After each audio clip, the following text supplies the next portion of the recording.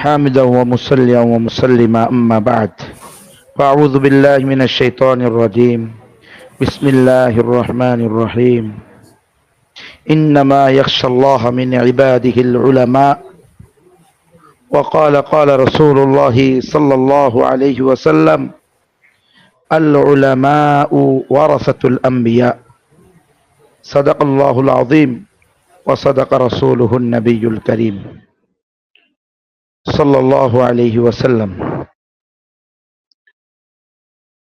আমার প্রিয় দেশবাসী এবং প্রাণপ্রিয় উম্মাহ, আল্লাহ রব্বুল আলামিনের দরবারে লাখো কোটি শুকরিয়া যে আল্লাহ তাআলা আমাদেরকে প্রাথমিক পর্যায়ের একটি স্বাধীনতা দান করেছেন। আলহামদুলিল্লাহ সুম্মা আলহামদুলিল্লাহ। এটা কম নয়, যেমনটি যে এক সপ্তাহ আগেও আমরা এই ইলিয়াস ভাইয়ের সাথে কথা বলবো বা ইলিয়াস ভাই আমাদের সাথে কথা বলবে, এভাবে এটা আতঙ্কের বিষয় ছিল। কারণ আমরা স্বৈরাচারী শাসকের এমন জুলুম, নির্যাতন এবং যার পণ্যায় নিপীড়নের মধ্যে ছিলাম প্রত্যেকটা অঙ্গনের, শুধু আমরা নয়। আমি তো মনে করি যে শেষ পর্যন্ত প্রত্যেকটা অঙ্গনের মানুষ আতঙ্কে থাকতো। শুধুমাত্র যারা আওয়ামী লীগার, শেখ হাসিনার অন্ধ পাচাটা গোলাম ছাড়া আর সবাই সর্ব অবস্থায়, সে যে ঘরানারই হোক না কেন। তো আলহামদুলিল্লাহ সুম্মা আলহামদুলিল্লাহ। এটাও কম নয়, এটাও অনেক বড় নিয়ামত যে আমরা বাংলাদেশের ইতিহাসে সবচেয়ে বড় জালেমা, সবচেয়ে বড় অহংকারিণী থেকে, স্বৈরাচারিণী থেকে আল্লাহ তাআলা আমাদেরকে মুক্তি দান করেছেন, আলহামদুলিল্লাহ। তো প্রিয় ভাই সাংবাদিক ইলিয়াস হুসাইনকে অনেক আগ থেকেই এই নেটের মাধ্যমে, ফেসবুক ইউটিউবের মাধ্যমে চিনি আর কি। ভাইকে তো সরাসরি কখনো দেখি নাই। তো আলহামদুলিল্লাহ ভাই যে উদ্যোগ নিয়েছেন যে এই দেশের জন্য, দিন ধর্মের জন্য উলামায়ে কেরামের যে ত্যাগ তিতিক্ষা, এর যে এক বিশাল ফিরিস্তি আছে, ইতিহাস আছে, এটা আজকে আমরা প্রাথমিক একটা স্বাধীনতা পাওয়ার মাধ্যমেই প্রায় ভুলে যাইতেছি। আসলে এটা উল্লেখযোগ্য যে উলামায়ে কেরাম আজকে যে এই ফ্যাসিস্টের, এই স্বৈরাচারের যে অধপতন এবং তাকে যে আল্লাহ তাআলা লাঞ্ছিত, অপদস্থ, অপমানিত করে পিছনের দরজা দিয়ে পালিয়ে যেতে বাধ্য করেছেন, এর পিছনে তো নিঃসন্দেহে সবচেয়ে বেশি এবং প্রথম এর বিরুদ্ধে কথা বলেছেন ওলামায়ে কেরাম, ময়দানে ঝাঁপিয়ে পড়েছেন ওলামায়ে কেরাম। সেই 2013 বলেন, 2016 বলেন, 2021 বলেন, আর 2024। উর্দুতে প্রবাদ আছে, ইবতেদা মুশকিল হ্যায় ইন্তেহা মুশকিল নেহি। কোনো কাজ শুরু করাটা হলো কঠিন, কিন্তু শেষ করা কঠিন না। আপনারা বুঝবেন যে আজ থেকে 3 বছর আগে কেউ যদি তালেবানের পক্ষে বা তালেবান মুজাহিদদের পক্ষে কথা বলতো, তখন কি পরিমাণ ভয়ঙ্কর এবং আতঙ্কের বিষয় ছিল। এটা সম্ভব না। আর এখন দেখেন সাধারণ মানুষও তালেবানের পক্ষে কথা বলে, কোনো সমস্যা নেই। কেন? এখন বিজয় হয়ে গেছে। এখন আল্লাহ তাআলা তালেবানদেরকে সুদিন দান করেছে, তাদেরকে আল্লাহ তাআলা বিজয়ী জাতি হিসেবে বিশ্বের কাছে উন্মুক্ত করেছে। এমনি ভাবে শেখ হাসিনার জুলুম যখন সবচেয়ে তুঙ্গে, তখনও উলামায়ে কেরাম নিজেদের জান মাল জীবনকে মহা বিপদে ফেলে হক কথা বলার চেষ্টা বলেছেন। আমরা জানি সেই ফতুয়া বিরোধী আন্দোলন বলেন, নারী সম অধিকারের নামে আন্দোলন বলেন, কোরআনের আয়াত পরিবর্তন করার যে সিদ্ধান্ত, সেটার বিরুদ্ধে ওলামায়ে কেরামের যে গড়ে ওঠে আমরা সবাই জানি। সে মুফতি আমিনী রহমতুল্লাহ আলাইহি থেকে নিয়ে, শেখুল হাদিস রহমতুল্লাহ আলাইহি থেকে নিয়ে একের পর এক যে ওলামায়ে কেরাম যে নজরানা দিয়েছেন দ্বীনের জন্য এবং হক কথা বলার ক্ষেত্রে, তো সেটা আমাদের ইতিহাস মনে রাখা উচিত। এখন বলতে পারেন যে 2024 সালে তো ওইরকম ব্যাপকভাবে ওলামায়ে কেরামকে মাঠে ময়দানে দেখা যায় নাই প্রথম দিকে। এটার কারণ আছে, আপনারা জানেন। ওলামায়ে কেরাম কোনো কাজ করলেই বলা হয় এটা জঙ্গি, এটার মধ্যে জঙ্গি ঢুকে গেছে। এমনি তো আপনাদেরকে রাজাকার বলে দিছে। আমরা যদি যাইতাম শুরু থেকে, প্রথমেই বলতো যে এরা হলো জঙ্গি। কিছু না, হেফাজতে ইসলাম বাংলাদেশের আল্লামা শাহ আহমদ শফি রহমতুল্লাহ আলাইহি এবং আল্লামা শাহ হাফেজ জুনায়েদ বাবুনগরী রহিমাহুল্লাহ, ওনারা দুইজন আমাকে শুধু হেফাজত ইসলামের বক্তা হিসেবে, সাধারণ একজন বক্তা হিসেবে নিয়োগ দিয়েছেন। আমি হেফাজতের মঞ্চে লালদিঘির ময়দানে, জমিয়তুল ফালাহ ময়দানে, শানের রিসালাত সম্মেলনে আলোচনা করতাম, মিজান ময়দানে ফেনীতে আলোচনা করতাম।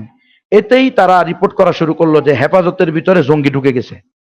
তাহলে আপনারা দেখেন যে আমরা যদি এই আন্দোলনের শুরু থেকেই আসতাম, তখন তারা বহির্বিশ্বকে, তারা যাদেরকে খোদা হিসেবে মানে, তাদেরকে বুঝাইতে পারতো যে না, এটা কোনো ছাত্রদের আন্দোলন নয়, এটা ছাত্র সমাজের আন্দোলন, এটা হলো জঙ্গিদের আন্দোলন। আপনারা দেখেন এই যে দাড়ি টুপিওয়ালারা, এরাই তো তালেবান। এই ধরনের কথা বলে পুরা এই আন্দোলনটাকেই হয়তোবা তারা নস্যাৎ করে দিত। এজন্য আমরা ওলামায়ে কেরাম যে এটার সাথে ছিলাম না এমন নয়, আমরা বরং শুরু থেকেই ছিলাম। আপনারা যদি আমার আইডি, ফেসবুক আইডি ফলো করে থাকেন, আপনারা দেখবেন আমি শুরু থেকেই ছাত্র সমাজের পক্ষে বিভিন্ন স্ট্যাটাস দিয়েছি। হ্যাঁ, আমার ভয় ছিল আমার উপরে, আমাকেও যে কোনো সময় ধরে নিতে পারতো, কিন্তু আমি জানি যে আমাকে মাত্র 2 মাস আগে ছাড়ছে ওরা, এখন আবার ধরে নিয়ে যাবে। রোজার ঈদের 6-7 দিন আগে ছাড়ছে, তো নিয়ে গেলে তো কিছু করার নাই, কিন্তু হকের ব্যাপারে কথা বলা উচিত। এজন্য বলেছি আলহামদুলিল্লাহ, সর্বশেষ আমাদের শেষের দিকে হলেও হেফাজতে ইসলাম বাংলাদেশ এটাকে, শুরুর দিকে তো মৌন সমর্থন দিয়েছেন, শেষের দিকে সে একেবারে লিখিতভাবে দিয়েছেন। বিশেষ করে হেফাজতের আমির, কায়েদে মিল্লাত, আমির হেফাজত আল্লামা শাহ মুহিবুল্লাহ বাবুনগরী দামত বারাকাতুহুমুল আলিয়া, আল্লাহ তাআলা হযরতকে সুস্থতার সাথে নেক হায়াত দান করেন। উনি অত্যন্ত সাহসিকতার সাথে আলহামদুলিল্লাহ ছাত্র সমাজের আন্দোলনের সাথে সকলকে থাকার আহ্বান জানিয়েছেন। কথাগুলো আসলে সবাই আমরা জানি, একটু যদি ইতিহাস বা পিছন থেকে আমরা দেখি, তারপরেও অনেকে মনে করে যে আমাদের এখানে কোনো অবদান নেই। অনেকে বলে ফেলে আমাদের ছাত্রদের সাথে কওমি মাদ্রাসা। দেখেন ভাই, কওমি মাদ্রাসা হই, স্কুল হই, সরকারি মাদ্রাসা হই, আমরা মুসলমান তো, আমরা মুমিন তো, আমরা বাংলাদেশের নাগরিক তো। তো বাংলাদেশের নাগরিক হলে আমরা এই কথা বলার তো সুযোগ নাই। আমাদের মধ্যে ডিবেট হবে কিসের ভিত্তিতে?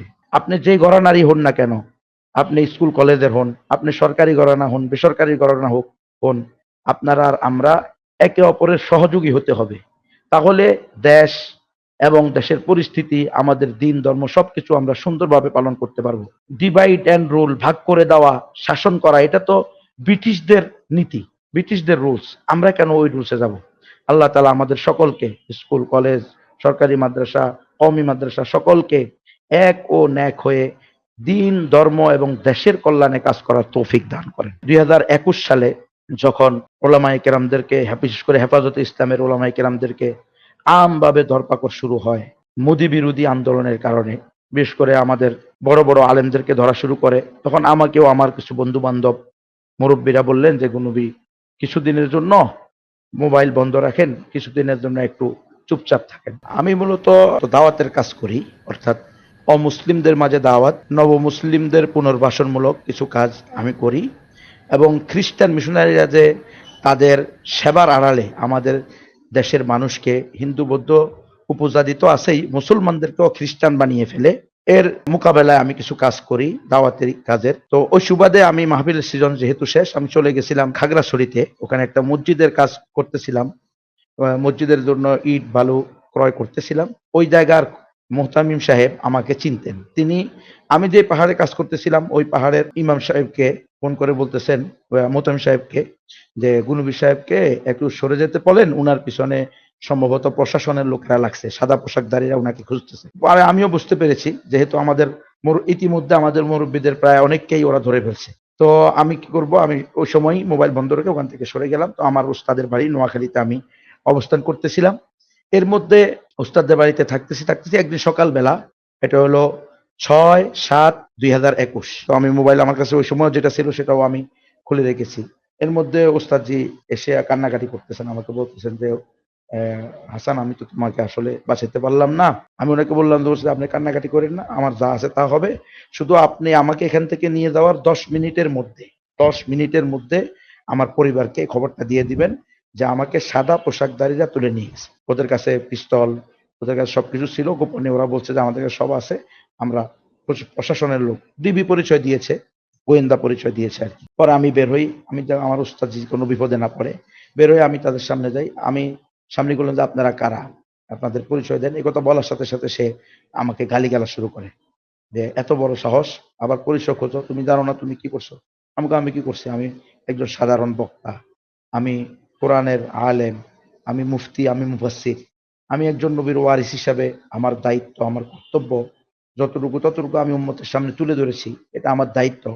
দিন বিরোধী, ইমান বিরোধী, উম্মা বিরোধী, দেশ বিরোধী যে কোনো ষড়যন্ত্রের মোকাবেলায় কথা বলা, এটা আমার অধিকার, এটা আমার দায়িত্ব নবীর ওয়ারিস হিসাবে, আল্লাহর প্রতিনিধি হিসাবে।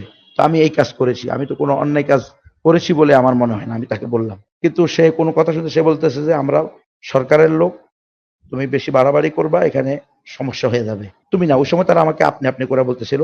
আপনি যদি কোনো, দেখেন আপনি একজন জ্ঞানী মানুষ, এসে মানে আমাকে যত প্রকার ফুলানো যায় আর কি, তারা আমাকে ফুলানোর চেষ্টা করলো, বোঝানোর চেষ্টা করলো। তো আমি দেখলাম যে আসলে ওরা যাই বলুক না বলুক, আমি যদি এখান থেকে না যাই, গ্রামের মানুষ, আমার এই ওস্তাদজি তুলনামূলক গরিব মানুষও, উনি উনি যদি বিপদে পড়ে যায়, কতগুলো মামলা, ওনার মেয়ে আছে, ওনার ছেলে আছে, উনি আছেন, ওনার আহলিয়া আছেন, এরা কি করবে, কিভাবে কি করবে? এই জন্য আমি বললাম যে ঠিক আছে, আমি অসুবিধা নেই। ওরা আমাকে বললো যে আমরা আপনাকে হ্যান্ড কাপও লাগাবো না, আপনার চোখও বাঁধবো না, আপনি চলেন, গাড়িতে চলেন, আমাদের বসরা আপনার সাথে আপনি যে আলোচনাগুলো করছেন এগুলো নিয়ে কথা বলবো, এরপর আপনাকে ছেড়ে দিবে। ওরা প্রথমে এসেই আমার উস্তাদজি এবং তার ওনার খালাতো ভাইয়ের বাড়ি একসাথে, দুই বাড়িরই সকলের, নারী পুরুষ সকলের মোবাইল তারা নিয়ে নিয়েছে। এরপর তারা আমাকে গাড়িতে তুলছে, গাড়িতে তুলেই আমার চোখ বেঁধে ফেললো একটা গামছা দিয়ে, আর হাতে হ্যান্ডকাপ লাগিয়ে দিল, বললো যে হুজুর মনে কিছু নেবেন না, এটা আমাদের দায়িত্ব, আর আমাদের উপর থেকে আমাদের হুকুম, এটা আমাদের বসরা আমাকে বলেছে, আপনি মনে কিছু নেবেন না, আমাদের এটা করতেই হবে। যখন এগুলো লাগানো শেষ, চোখ বাঁধা শেষ, হ্যান্ডকাপ লাগানো শেষ, তখন বলতেছে গুনবী তুমি মূলত গুম হয়ে গেছো। একথা বললেই আমাকে, আমার সাথে কথা শুরু করে। এরপর শুরু করে আমাকে নিয়ে ধমকানি, এই তুই অমুক বয়ান কেন করছস, এই বয়ান কেন করছস, ওই বয়ান কেন করছস। আমি বলছি বয়ান করছি, কোরআন হাদিস অনুযায়ী বয়ান করছি, এটা আমার দায়িত্ব, আমি এই জন্য করছি, কি সমস্যা আপনি বলেন, আলেম ওলামা আছে তাদের সামনে নেন। আর আপনারা আমার চোখ বাঁধছেন, আমার তো মাথা ঘুরাইতেছে, আমার বমি হইতে পারে। পরে আরেকজন বললো যাচ্ছে এই বাদ দাও, এখন হুজুরের সাথে কিছু বলো না, এই ওনাকে পরে জিজ্ঞেস করবে স্যারেরা, চুপ করে দেয়, হুজুর আপনি ঘুমাইয়া যান। কথা বলে আমাকে ভীষণ হেলান দিয়ে দিল, আমি বসে থাকলাম। তো আমি বুঝতে পারছি যে ওরা আমাকে ঢাকার দিকে নিয়েছে, এই চোখ বেঁধেই ওরা আমাকে ঢাকা নিয়ে গেছে। তো সম্ভবত এটা র্যাব 1 হবে, র্যাব 1-এর গোয়েন্দা শাখা, তারা আমাকে তাদের গুম সেন্টারে বা আয়নার ঘর যেটা বলেন, সেখানে তারা আমাকে নিয়ে যায়। এটা আমি পরে জানতে পারি, প্রথম আমি মনে করছি ডিজিএফআই, কিন্তু পরে আমাকে যে সেলগুলোতে রাখছে, যে টর্চারিং করছে, যে আচরণ করছে, এগুলো শুনে জেলখানার ভিতরে আরো অনেক আছে না আসামি, তাদের সাথে কথাবার্তা বলার পরে, তাদের গুলো শোনার পরে, আমার গুলো শোনার পরে, তারা বললো যে না, এটা র্যাব 1-ই হবে। এবং আমারও পরে মনে হয়েছে। তো তারা আমাকে নিয়ে গিয়ে প্রথমে একটা রুমে নেয়, একটা চেয়ারের মধ্যে বসায়, যেখানে বসে তারা ঘুরায় আর কি, ওই রকম চেয়ারে বসে আমাকে হুমকি ধমকি দেয়, দিয়ে আমার সব বিস্তারিত নাম ঠিকানা, বাবা মা, মামা খালু খালাম্মা, মামি শাশুড়ি, মানে 14 গোষ্ঠীর নাম ঠিকানা যতটুকু পারছে সব নিচ্ছে। আমি সব দিছি, আমার তো গোপন কিছু নাই। আমি সব দেওয়ার পরে ওখান থেকে আমাকে বিকালবেলা, এই সকালে আমার এই 7:30-8টার দিকে, 7টার পরে আমাকে ওরা নিয়ে যায় এখান থেকে। এরপরে বিকাল আসরের পরে সম্ভবত আমাকে ওই ওই ঘর থেকে আরেকটা ঘরে নিয়ে যায়, দোতলা বিল্ডিং, সম্ভবত 3তলা 4তলা আছে কিনা আমি জানি না। দোতলায় উঠাইলো, ওটার ঘরটা হলো সিঁড়িটা প্লাস্টার করা না, এরকম মনে হইলো আমার কাছে। সেখানে তুলে আমাকে একটা রুমের ভিতরে ঢুকাইয়া আমার মাথাকে দেয়ালের সাথে ঠেক দিয়ে একজনে আমাকে বললো যে এই খবরদার কোনো কথা বলতে পারবে না, এই যে এই তোমার কাপড় খুলে ফেলো, এই কাপড়গুলো পরো, একটা লুঙ্গি আর একটা গেঞ্জি দিল।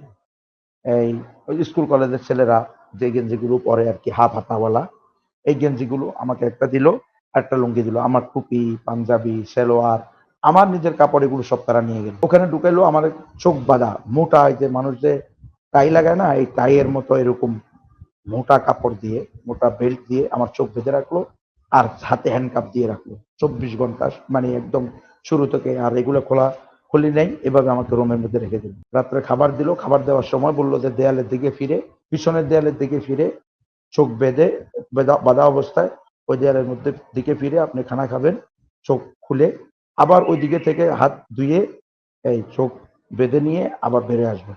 তো ওখানকার একটা ছেলে আমাকে চিনে ফেলছে, সে আমাকে বলছে হুজুর ইন্নালিল্লাহ, আপনাকে তো আমি চিনি, আপনি তো, আমি তো আপনার ওয়াজও শুনি, কিন্তু আপনাকে কেন আনবো? আমি বললাম যে বাবারে আমি তো জানি না কেন আসতে, কিন্তু এখানে কি, আমাকে কি জন্য আনছে, কোন জায়গায় এটা তুমি জানো নাকি? বলছে হুজুর হুজুর আর কোনো প্রশ্ন করিয়েন না, থাক আমি আর আপনাকে কিছু বলতে পারবো না। ওই যে যেটা বললাম, সব ঘরানার লোকের ভিতরে এক অজানা আতঙ্ক। সে আমার ভক্ত, সে আমার বয়ান শুনছে, আমাকে লাইক করে, পছন্দ করে, সে বলতেছে, কিন্তু সে আর আমাকে এতটুকু হেল্প করতে রাজি না যে আমি কোন জায়গায় আছি এটা বলবে, অথবা আমার পরিবারের কাছে একটু খবর পৌঁছাবে, যে অথবা আমি বলছি তোমাদের পাশে যে কোনো মসজিদের ইমামকে বললে হবে যে গুনবী নামক এক মাওলানা হেফাজতের তাকে এরকম ভাবে গুম করে রাখা হয়েছে, এতটুকু তুমি বললে হবে। সেটাও সে বলতে রাজি না। যাই হোক, পরে আমাকে এখানে রেখে দিয়ে দেওয়া হলো, একটা পানির বোতল দেওয়া হলো। এই বললো তো ওই ছেলেটা আমার বলে গেল যে হুজুর আপনাকে আমি দেখে বড় বোতলটা দিলাম, আপনি এটা মাথার নিচে দিয়ে ঘুমাইতে পারবেন, কারণ ওখানে ঘুমে এবং রিমান্ডে যদি আপনার বালিশ থাকে তাহলে এটা নেয়ামত আপনার জন্য। একটা পানির বোতল থাকলে এটাকে বালিশ বানিয়ে শুতে পারবেন আপনি, এটাই ওখানে গনিমত। কিন্তু কিছু নাই, ফ্লোরের মধ্যে থাকতে হবে অথবা একটা কম্বল দিবে, এটা বিছিয়ে আপনি শুতে হবে, পাতলা কম্বল। সে আমাকে এটা দিয়ে গেল।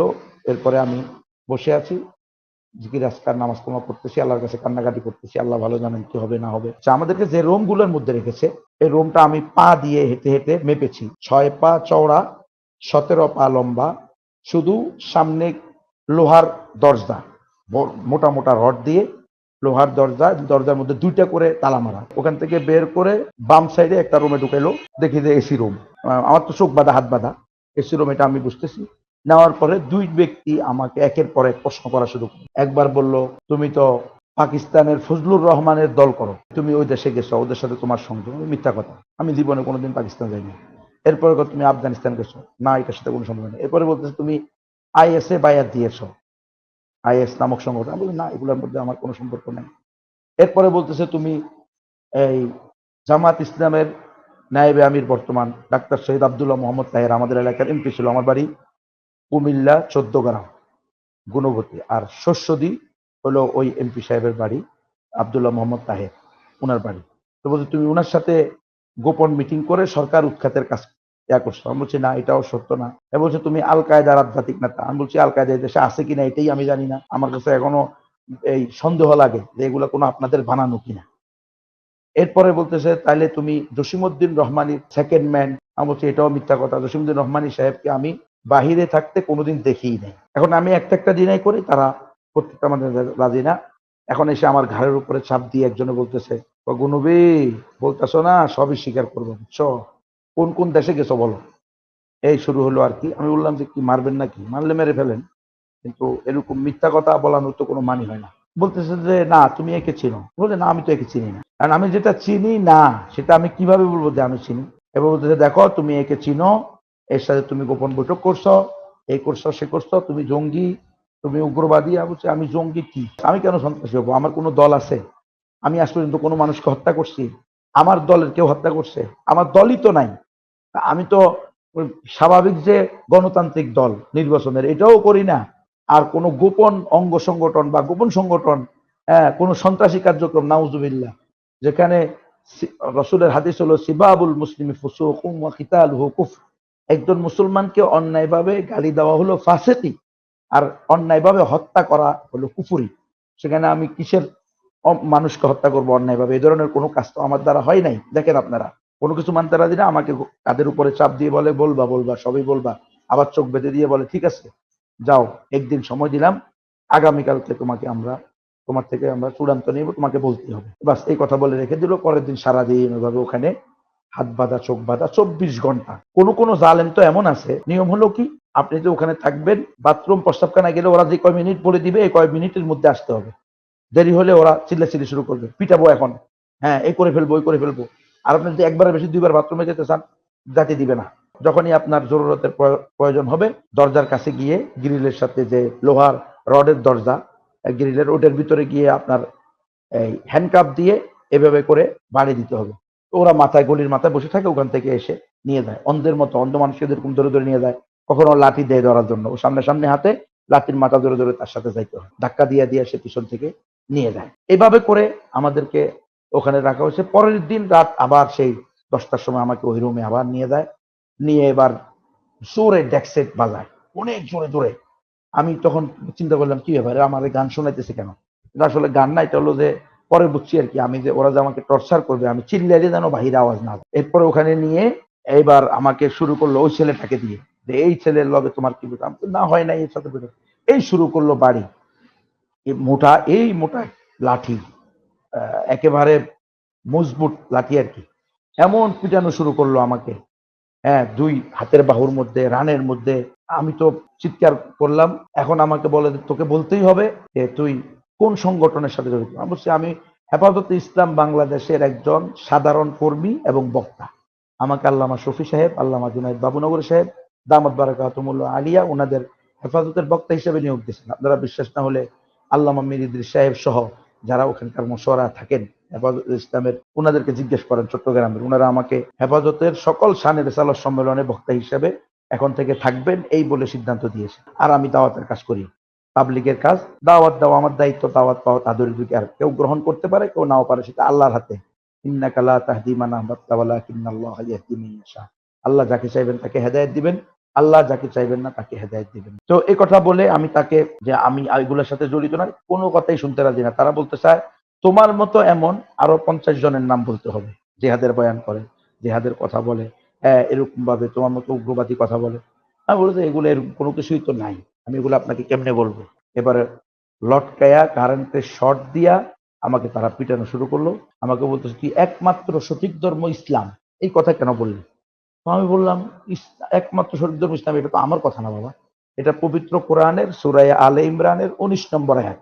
আপনি খুলে দেখেন, রব্বুল আলামিন বলেছেন ইন্নাদ-দীনা ইনদাল্লাহি আল ইসলাম, নিশ্চয়ই আল্লাহর নিকট একমাত্র মনোনীত গ্রহণযোগ্য ধর্ম হলো ইসলাম। তারা আমাকে বলে যে না, তোকে বলতে হবে সকল ধর্ম সমান, কারণ এটা গণতন্ত্রের দেশ, গণতন্ত্রের দেশে তুই গণতন্ত্র অনুযায়ী চলতে হবে। গণতন্ত্র বলে সকল ধর্ম সঠিক। আমি বলছি অসম্ভব, সকল ধর্ম সঠিক বা সকল ধর্ম সমান এই কথা বলার সুযোগ আমার নাই, তাহলে আপনারা আমাকে পরস্পর দিয়ে দেন, এটা আমি বলতে পারবো। ইসলামই একমাত্র সঠিক ধর্ম এবং মুসলমান ছাড়া আর কেউ জান্নাতে যাবে না, ইমানদার ছাড়া আর কেউ জান্নাতে যাবে না। এটা আমার আকীদা, এটা আমার ইমান, এটা আমার বিশ্বাসের অংশ। আপনি এটাকে খণ্ডন করে এটা বাদ দিয়ে আপনি আমাকে বাঁচতে থাকতে বললে আমি বেঁচে থাকার কোনো সুযোগ নেই। ইন্না সালাতি ওয়া নুসুকি ওয়া মাহইয়ায়া ওয়া মামাতি লিল্লাহি রাব্বিল আলামিন।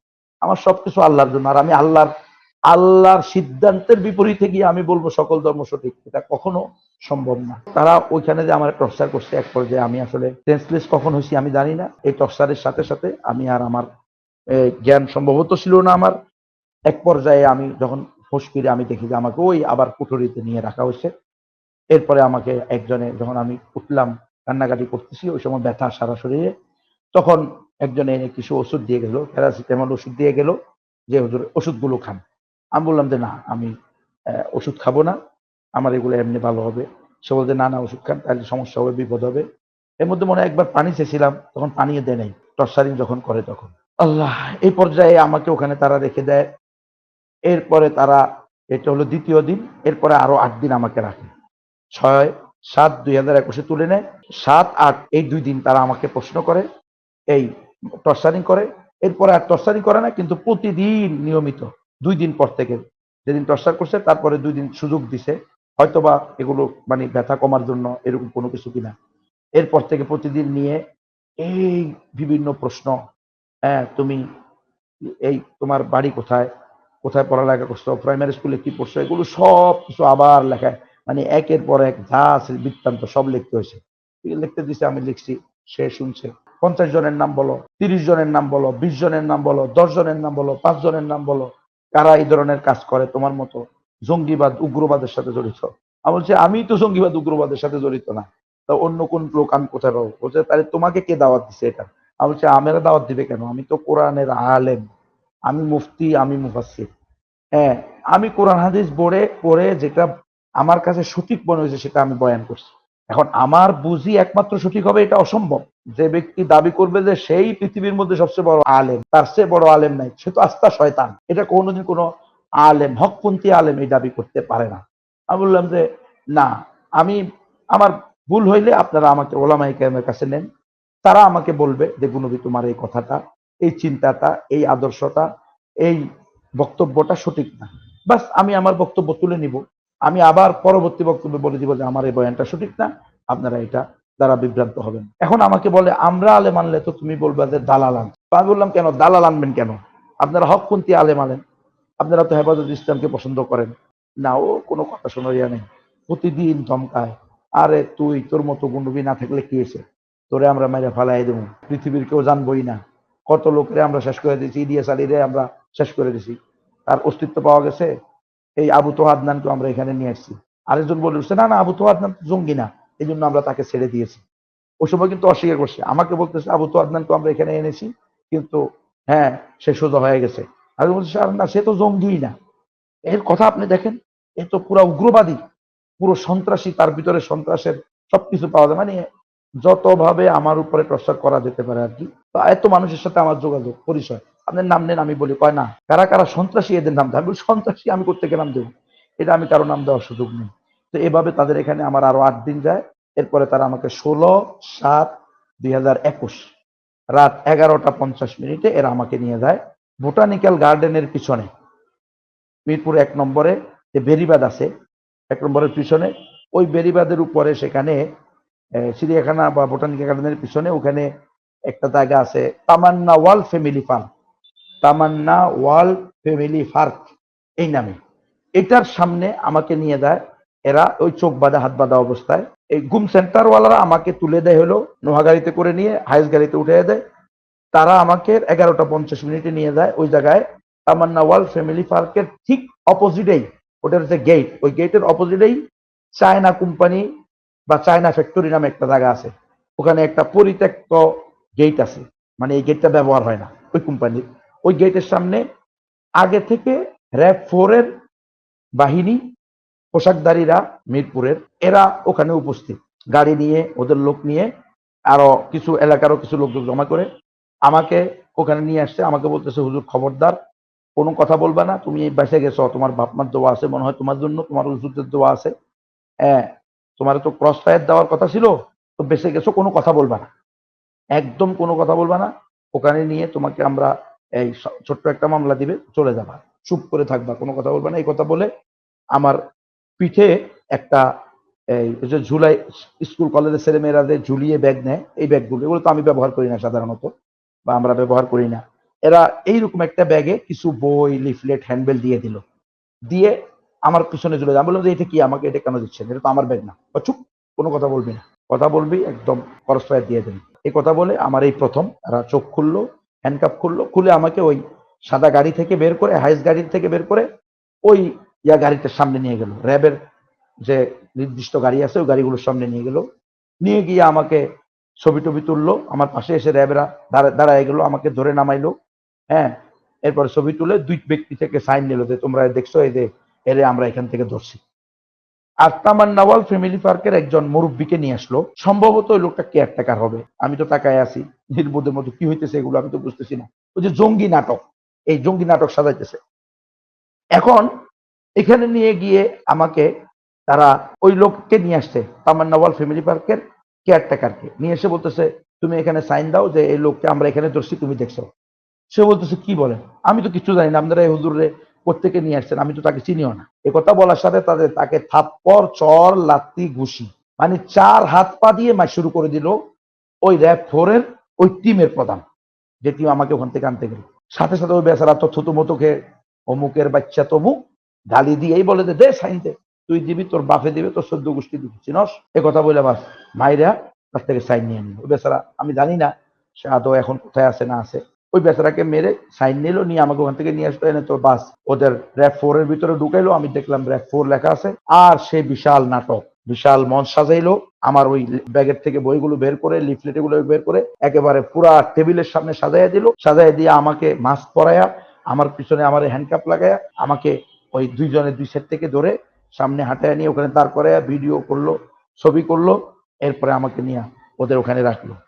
এর ভিতরে আমার কাছে ওই র‍্যাব 4 এর প্রধান গিয়ে বলল, আরে হুজুর তুমি মনে হয় সরকারের বিরুদ্ধে কোথাও কিছু বলছো, শেখ হাসিনার বিরুদ্ধে কিছু বলছো, এই জন্য তোমার কপালে এই দুর্গতি। যাই হোক, এখন কিছু করার না, আমি তো আসছিলাম তোমাকে পিটানোর জন্য, কিন্তু এখন তোমাকে দেখে তো মনে হইতেছে তোমার ওরাই হ্যাঁ ভালোই পিটাইছে। এরকম বলে মানে ঠাট্টা মশকরা করে আমাকে বললো যে যাও, আমি নর্মাল মামলা দিয়ে দেওয়ার চেষ্টা করবো যাতে তাড়াতাড়ি বাইরে যেতে পারো। এই কথা বলে আমাকে রেখে দিল। পরের দিন এরা আমাকে 17 তারিখ এরা আমাকে নিয়ে আসলো র্যাবের প্রধান হেডকোয়ার্টার, র্যাব হেডকোয়ার্টারে এনে আমাকে সেই 13 তলার উপরে না কত তলার উপরে উঠাইলো।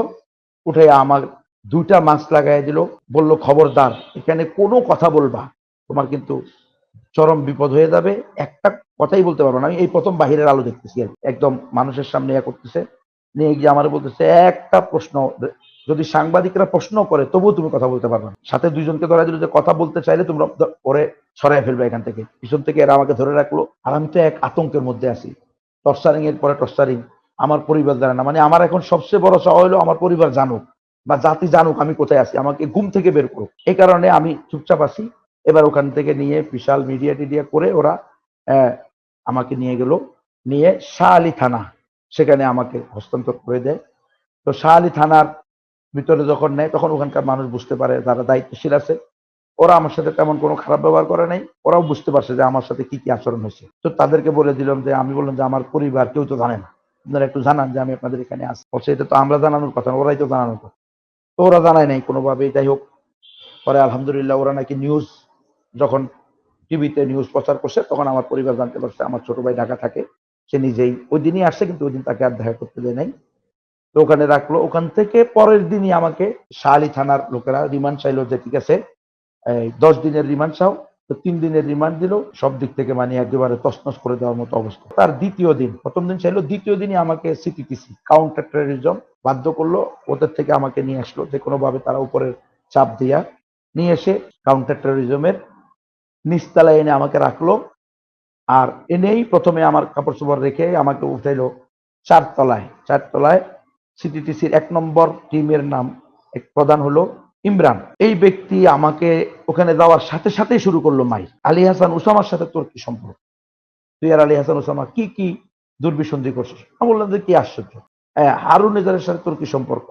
মামুনুল হকের সাথে, নাউজুবিল্লাহ, আল্লাহ মাফ করুক, উনি আমাদের ওস্তাদ সমতুল্য, এত খারাপ ভাবে ওনার নাম নিত, মানে লুচ্চা মামুনিয়া ছাড়া কথাই বলতো না। আল্লাহ মাফ করেন, একজন আলেমের প্রতি এমন আচরণ তাদের, প্রত্যেক শব্দে শব্দে ওনার নাম নেওয়ার আগে গালি দিয়ে নিত। হ্যাঁ, ওর সাথে কি সম্পর্ক এভাবে বলতো। আমি বলতো দেখেন ওনারাও আলেম, আমিও আলেম, কি সম্পর্ক?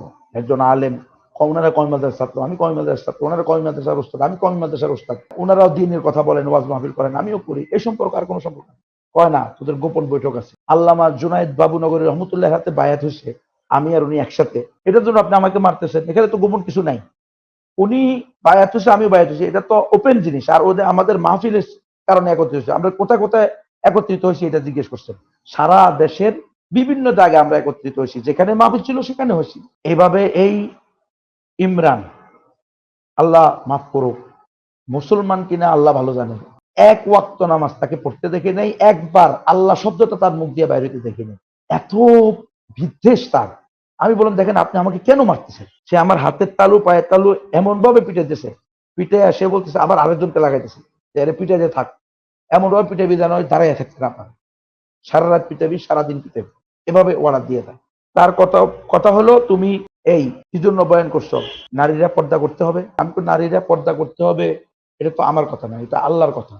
ওয়াকারনা ফি বুয়ুতিকুন্না ওয়ালা তাবাররাজনা তাবাররুজাল জাহিলিয়াতিল উলা, এটা তো আমার কথা না। কয় না, তোরা যদি এই বয়ান করস, এই দেশের মহিলারা হলো এই দেশের জনগণের অর্ধেক, তো তারা যদি চাকরি না করে, ব্যবসা না করে, পুরুষের কাঁধে কাঁধ মিলিয়ে পুরুষের সাথে একসাথে বসে, তাহলে দেশ উন্নতি হবে কি? এরপরে বলতেছে মদের বিরুদ্ধে কেন ওয়াজ করছো? এই বেটা, মদ যদি না থাকে তাহলে বিদেশিরা খাবে কি, ডমেরা খাবে কি, যারা ময়লা পরিষ্কার করে? আমি বলছি ডমেরা খাবে কি?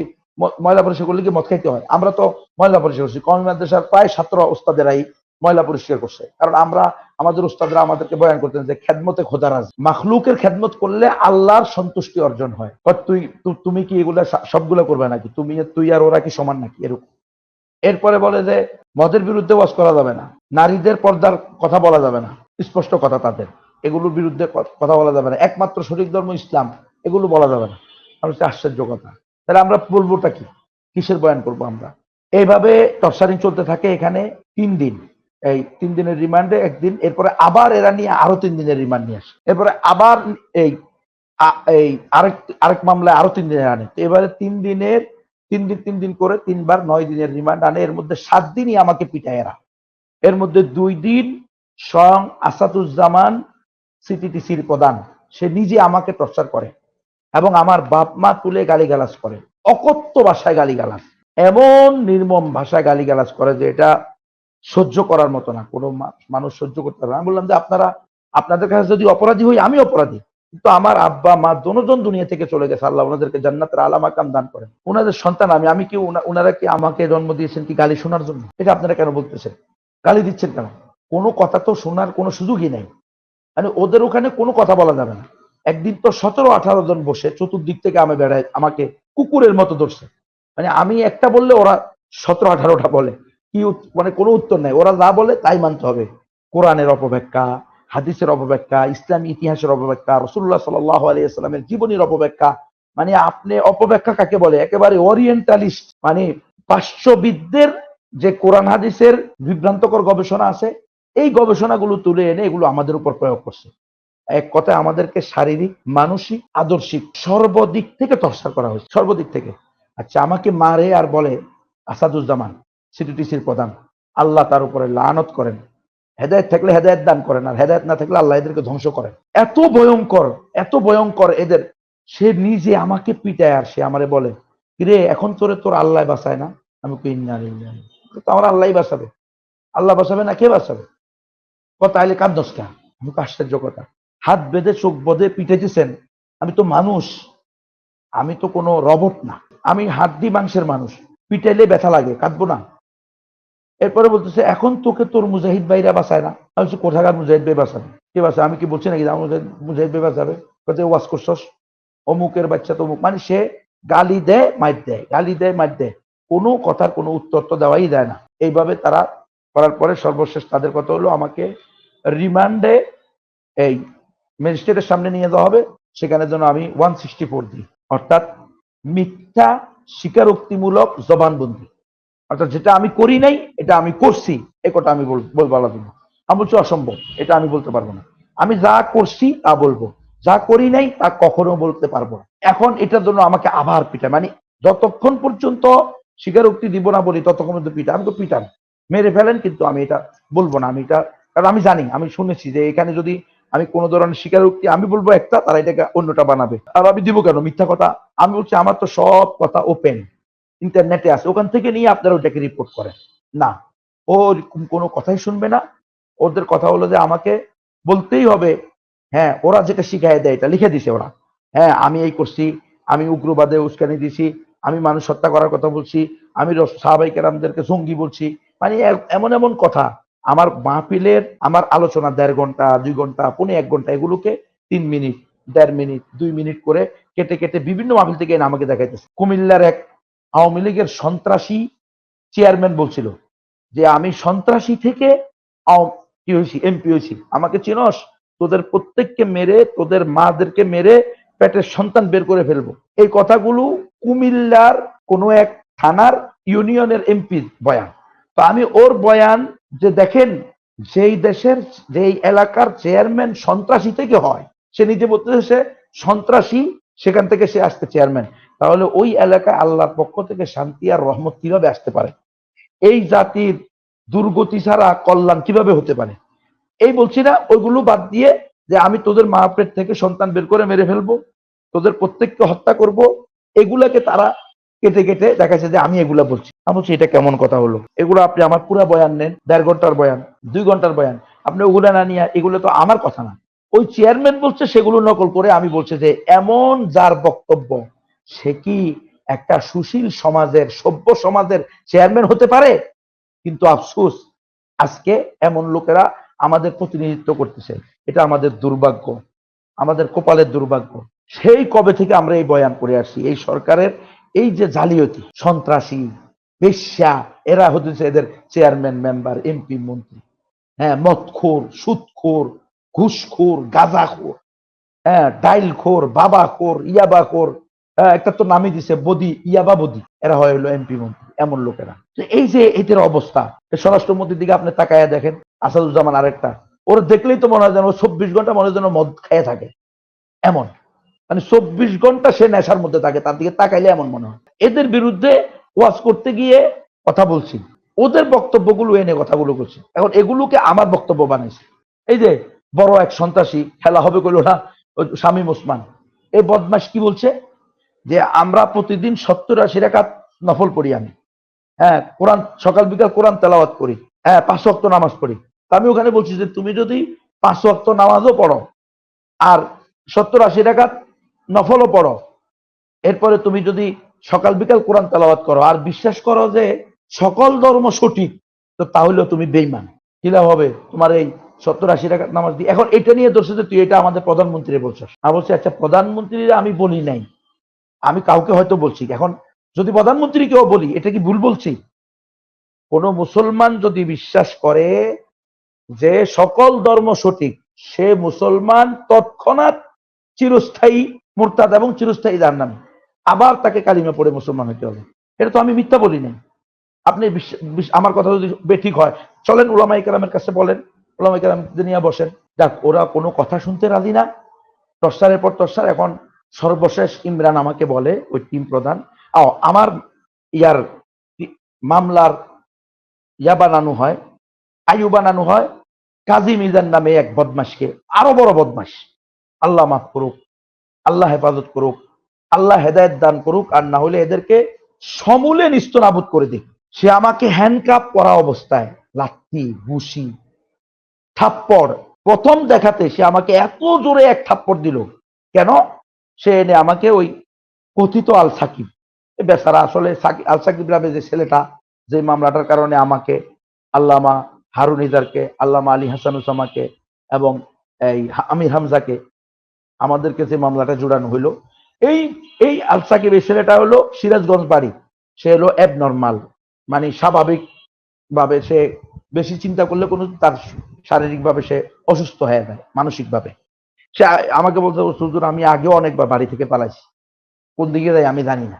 ওই যে ও নাকি সংসদ ভবনে আসছে তরবারি নিয়া, ছুরি নিয়া। কত পাগলের পাগল দেখেন, এই জামানায় সংসদ ভবনে হামলা করব ছুরি দিয়া, আর এই কথা আবার মানুষ বিশ্বাস করে, আবার এর উপরে মামলা হয়, আবার এটা আবার এই দেশের জজেরা, ব্যারিস্টারেরা, বিচারকেরা মামলা হিসেবে নিয়া এতগুলো আলেমকে এই মামলার আসামি করে তছনছ করে দিল। কত মিথ্যা দেখেন। ছেলেটা একটা পাগল, এর যখন জেলখানায় দিছে তখন সে কারারক্ষীরে পিটেছে। আপনারা হাই সিকিউরিটিতে গিয়ে খবর নেন। পরে তাকে 3 মাস বাওয়াল নামক একটা বিল্ডিং আছে, ওখানে বাওয়ালের নিচতলাকে বলা হয় পাগলাগারদ। যারা পাগল হয়ে যায়, মানসিক সমস্যা হয়ে যায়, তাদেরকে ওখানে রাখে।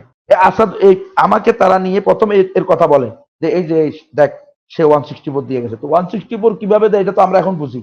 এমন পিটানি পিটায় 164 দেওয়ার জন্য, বিশ্বাস করেন আপনি আমাকে, এক সাধারণ লোক আমাকে বলতেছে, হুজুর, সম্ভবত তার বাড়ি নোয়াখালী, হুজুর যখন আমাকে তারা পিটান শুরু করছে, কয়েকটা বাড়ি দিছে, তখন আমার কাছে মনে হয়েছে যদি তারা আমাকে বলতো যে শেখ মুজিবের হত্যাকারী আমি, যদিও আমি শেখ মুজিব দুনিয়া থেকে চলে যাওয়ার 15 বছর পরে জন্মগ্রহণ করছি, তো তাহলেও আমি বলতাম যে হ্যাঁ আমি শেখ মুজিবের হত্যা করছি, তবুও আমাকে আপনারা আর মারিয়েন না, এই রিমান্ড থেকে আপনারা আমারে মুক্তি দেন। এমন টর্চার করা হয়, চিন্তা করেন যে কতটুকু ভয়ঙ্কর হইলে মানুষের কথা বলতে বাধ্য হবে। সে আমার বলতেছে, এইতে তুমি চিনো, তোমার কথা মতো তোমার ওয়াজ শুনে তোমার সাথে যোগাযোগ করে এরপরে তরবারি নিয়ে সংসদ ভবনে হামলা করছে শহীদ হওয়ার জন্য।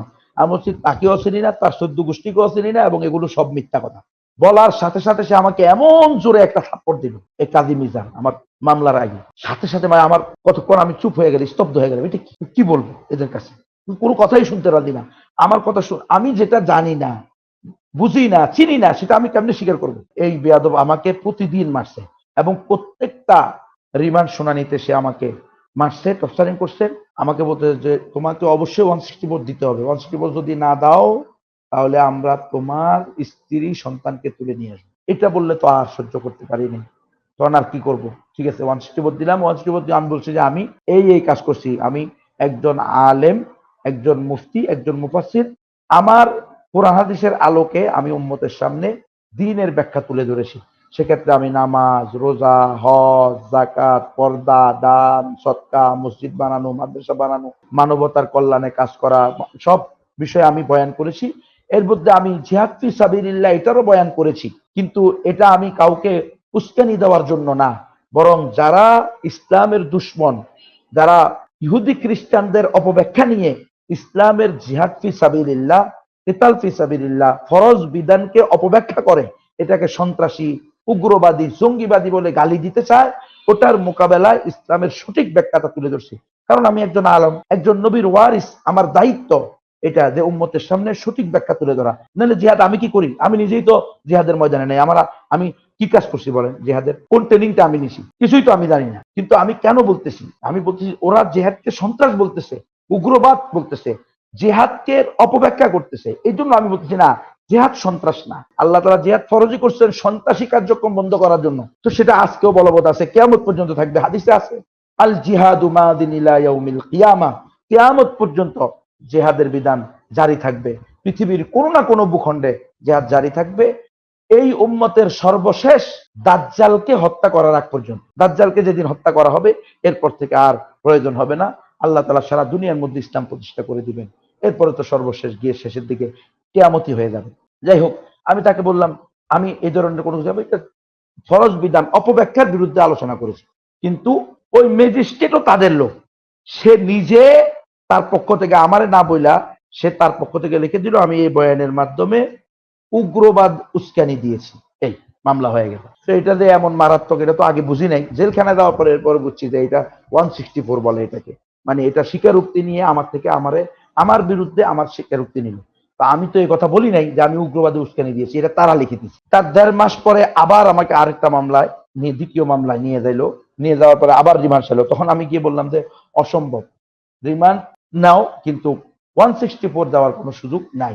কিন্তু ওখানে 164 দেওয়ার জন্য যে ম্যাজিস্ট্রেটের কাছে নিয়ে যায়, ওই ম্যাজিস্ট্রেট নিজে ছিল আওয়ামী লীগের 5 আটা গোলাম, সে নিজে আমাকে মারতে উঠছে। দেখেন, আমি তাকে বললাম যে স্যার কেন, আপনাদের বিধান না? আমি তো জেনেছি যে আপনাদের আইন, আপনাদের ধর্মীয় আইন যেটাকে আপনারা বিশ্বাস করেন, সেটার ভিতরেই আছে যে একজন আসামি চাইলে সে 164 দিতে পারে, চাইলে নাও দিতে পারে, এবং তাকে মারা যাবে না। তো আপনি তো আপনার নিয়ম কি, এখানে কোনো লোক থাকবে না যে আমার পক্ষে বিবাদী যারা, তারা কেউ আমার পক্ষে থাকবে না, আমার এখানে পাশে থাকবে না। এখানে আমার ম্যাজিস্ট্রেট, আমার উকিল থাকার কথা, আমার পরিবারের লোক থাকার কথা। সেখানে আপনি ওদের সামনে ওরা যেমনি বলতেছে এমনি আমার থেকে সাইন নিতে চাইতেছে। এ কথা বলছি আর সে আমার খেপে গিয়ে হোয়াইট পেপার লেসে, হেই অমুকের বাচ্চা, এখন তোর মাথা ফাটিয়ে ফেলবো, তুই এত বড় বড় ওয়াজ করতে পারছিস, এখন কেন এটা বলতে পারবি না? আমি কেন, আমি মিথ্যা কথা বলবো কেন? আপনি এটা যে লিখছেন এটা তো মিথ্যা কথা, আমি যেগুলো বলছি সেগুলো তো আছেই স্পষ্ট, আপনি সেগুলোকে দেন দলিল হিসেবে, কিন্তু মিথ্যা কথা কেন লিখতেছেন? এরপরে সে বলে ওই কাজী মিজানকে ডেকে নিয়ে, এই এর নিয়ে করসফায়ার দিয়ে দাও, এর নিয়ে এসছো কি জন্য, তোমরা কি কি কি টর্চার করছো, এর ভালো করে বানাইতে পারো নাই, ভালো করে নিয়ে বানাও। মানে দেখেন, একজন ম্যাজিস্ট্রেট বিচারক, সে আমার থেকে 164 নেওয়ার জন্য, আমি যেটা করি নাই সেটা করার জন্য সে আমাকে মারতে দিয়েছে। পরে মিজানে তার পাশের রুমে নিয়ে আমাকে লাথি ঘুষি দিয়েছে এইভাবে টর্চারের মাধ্যমে। যাই হোক, সেখানে আমার আরো 9 দিন, এই আগে 6 দিন, পরে 3 দিন, 9 দিন অতিবাহিত হয়। এরপরে নিয়ে জেলখানায়, জেলে তো ঢুকানো হয় এর আগেও, 1-1.5 মাস আগে যখন 6 দিনের রিমান্ড হয়। তারপরে জেলখানা তো আরো বড় একটা টর্চার সেল আমাদের জন্য, মানে যারা এই ধরনের রাষ্ট্রদ্রোহী বা জঙ্গি মামলা। একটা কথা আমি বলে রাখি, এই দেশে জঙ্গি মামলা, যেটা জঙ্গি মামলাগুলো সবচেয়ে বড় মিথ্যা, সবচেয়ে বড় প্রতারণা, সবচেয়ে বড় ধোঁকা, সবচেয়ে বড় হ্যারাসমেন্টকারী, আপনার ইজ্জত সম্মানকে নষ্ট করার জন্য, আপনার পজিশনকে ধ্বংস করার জন্য সবচেয়ে ধোঁকাবাদী এবং প্রতারণামূলক যে মামলা, এই মামলার নাম হলো জঙ্গি মামলা। সবচেয়ে ভুয়া মামলা, মিথ্যা মামলা। এগুলো থেকে নাকি তারা বিদেশ থেকে টাকা পায়, তাদের প্রভুরা তাদেরকে নাকি টাকা দেয়, এই জন্য নাকি এগুলো করে, আমরা শুনেছি, আল্লাহু আলাম। তো এই হলো আমার রিমান্ডের পজিশন। এরপরে আমাকে যখন প্রথম দিন সিডিতে নিয়ে যায়, তখন রাত্রে আমাকে তারা আমার জীবনে লিখতে দেন। এখানে আবার আমি বারবার বলছি যে এগুলো সব লিখে দেওয়া আছে, এগুলো ফাইল আছে, আপনারা ওদের থেকে নেন, তাদের থেকে আমাকে আনতে হয় না, এখানে আবার লিখতে হবে। লেখার এক পর্যায়ে ওখানে যে দায়িত্বশীল করেছে, এই শয়তান আমার উপরে এত টর্চার করে, সে আমাকে বলতেছে তুই হলি ওমর ফারুক ত্রিপুরার হত্যাকারী। ওই যে বান্দরবনের রোয়াংছড়ি যে ওমর ফারুক ত্রিপুরা, আপনারা জানেন, তাকে শান্তি বাহিনীরা হত্যা করছে। কেন? সে মুসলমান হচ্ছে এবং সে তার মাধ্যমে ওখানে একটা মসজিদ করছে আমাদের সহযোগিতা নিয়ে, এবং ওই মসজিদ আমি উদ্বোধন করি এবং সে আমার হাতে মুসলমান হয় 2014 সালে, আর 2021 সালে তাকে হত্যা করা হয় ওই মসজিদের কারণে। আমরা অবশ্য তাকে না করছিলাম, শান্তি বাহিনী অধ্যুষিত এলাকায় হেলে। সে বলে যে না, আমি মরে গেলে মরে যাবো, এখানে যদি গির্জা হইতে পারে খ্রিস্টানদের পাড়ায় পাড়ায়, তাহলে কেন মসজিদ হবে না? তারা যদি খ্রিস্টান হয় হতে পারে, আমি কেন মুসলমান হইতে পারবো না? এ ধরনের কথা সে তার ইমানি জজবা দেখাই আমাদেরকে বাধ্য করতে ওখানে করার জন্য, সহযোগিতা করার জন্য। আমরা আমাদের তবলিগের সাথীদের, তো সে আমাকে বলতেছে ওই হিন্দু যে তুই হলি তার হত্যাকারী। কেন? তুই যদি তাকে 14 সালে মুসলমান না বানিয়ে দিন, ফলে 21 সালে তাকে শান্তি বাহিনী হত্যা করতে, তাহলে তোর মুসলমান বানানোর কারণে তাকে হত্যা করেছে। মানে সব কিছুর মধ্যে কোনো কাজই আমাদের সঠিক এভাবে তারা প্রকাশ করতে চায়। যাই হোক, এগুলোর পরে যখন আমাদের তারা যখন স্ত্রী সন্তানের কথা বলে, আসলে স্ত্রী সন্তান নিয়ে আসবে, এটা তো আর কোনো মানুষ সহ্য করতে পারে না। এবং এই কাজগুলো তারা করছে, অনেক ভাইদের সাথে আগে করছে, তাদের স্ত্রী সন্তানদেরকে নিয়ে আসছে। এ হোক, পরে আমাকে যখন এরপরে ওরা প্রথমেই তো নিয়ে যায় হলো কেরানীগঞ্জ কারাগারে, কেরানীগঞ্জে নিয়ে গেছে কেউ কারাগার, সেখানে তো আরেক বিধিক ইশতেহার, মানে আমাদের দুই পয়সার কোনো মূল্য নেই। আমরা কি মানুষ?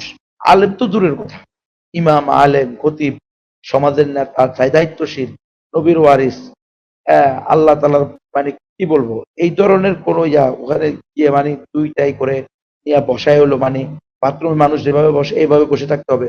এটা 2 ঘন্টা হতে পারে, 4 ঘন্টা হতে পারে, 3 ঘন্টা হতে পারে, আপনি এইভাবে বসে থাকতে হবে। একটু নড়াচড়া করবেন, গালি দিবে কারারক্ষী।